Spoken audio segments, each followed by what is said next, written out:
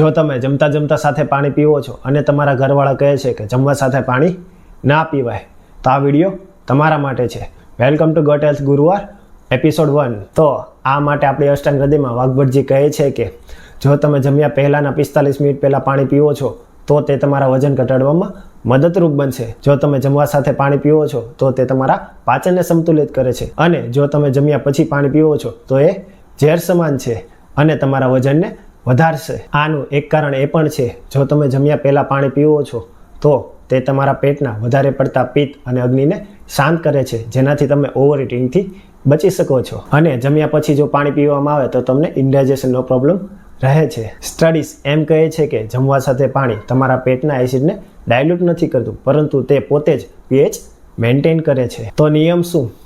જમતી વખતે 100 થી 150 ml પાણી ધીમે ધીમે અને સિપ બાય સિપ પી શકો છો, પરંતુ આ વાતનું ખાસ ધ્યાન રાખવું કે વધારે પડતું પાણી ન પીવું. જો તમને ગટ હેલ્થ કે પાચનને લગતી સમસ્યા હોય તો કોમેન્ટમાં જણાવો.